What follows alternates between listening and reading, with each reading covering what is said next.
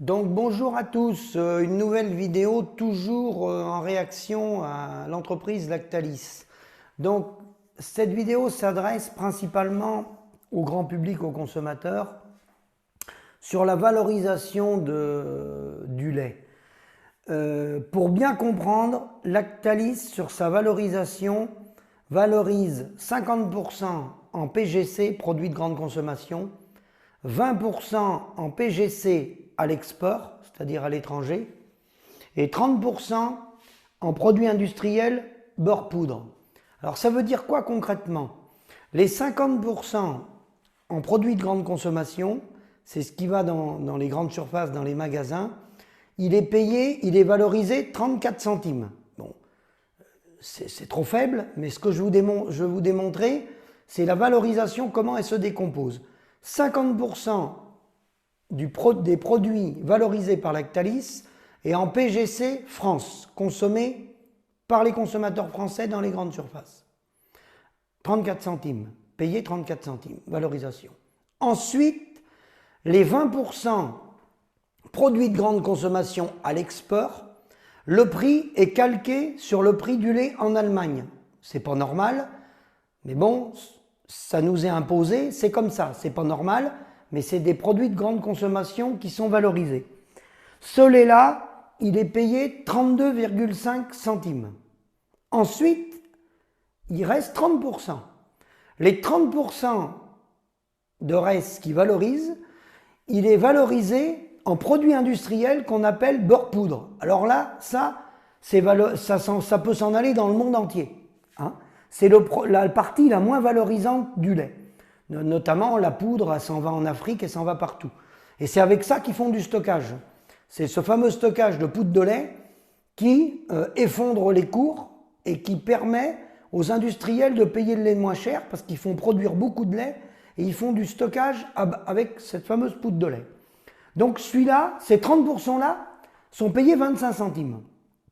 Donc quand vous faites la moyenne de tout ça, mais vous arrivez à un prix qui se balade entre 30, souvent entre 30 et 32. Bon.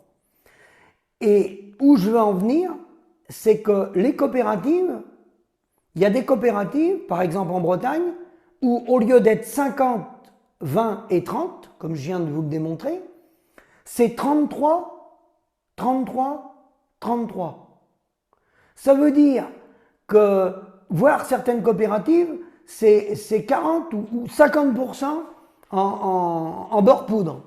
Donc quand vous êtes sur des valorisations beurre poudre non valorisantes, à exporter sur les marchés mondiaux, notamment en Afrique, notamment au Burkina Faso, on retombe dans le discours de Rungis du président de la République Emmanuel Macron, où il avait dit « l'agriculture française doit monter en gamme car on n'a pas la capacité d'aller prendre des marchés à l'export non valorisants ».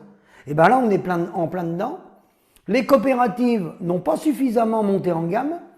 Leur tendon d'Achille, c'est ce fameux beurre poudre, où ils ont des volumes importants et ils demandent en permanence des aides de l'État. Ils en ont demandé pendant le Covid-19 d'avoir des aides à l'exportation pour cette fameuse poudre de lait.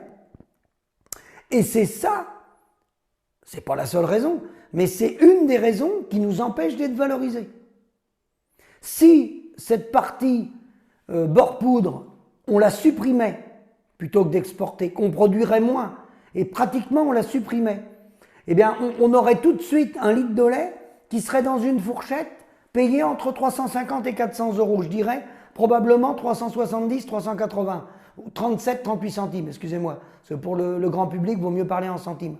Le litre de lait serait tout de suite payé peut-être 37, 38 ou 39 centimes. Hein?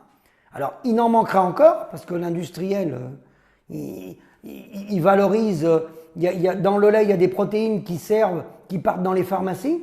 Il y a une protéine qui vaut 5 000 euros le gramme, qui est extraite, qui vaut 5 000 euros le gramme, qui est utilisée notamment par les industriels privés. Hein? Alors certes, on n'est pas rendu au bout du prix, parce que le prix du conventionnel, c'est 45-47 centimes payés départ ferme. C'est ça le vrai coût de production, et ça existe. Parce il y en a qui y arrivent avec des petites coopératives. Voilà. Et c'est 60 pour le bio.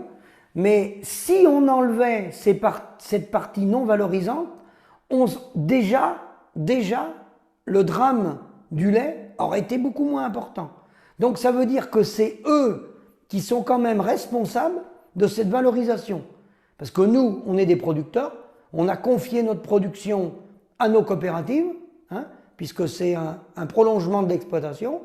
Donc c'est bien de confier ces produits, mais si c'est pour en faire des produits non valorisants, pour aller effondrer les marchés dans le monde, il ne faut pas le produire. Il faut mieux faire autre chose. Il y a d'autres choses qu'on peut faire, il faut arrêter. Un chef d'entreprise, quand il a une usine et qu'il ne vend plus son produit, il ferme l'usine. Hein. Il ne continue pas de fabriquer. Voilà.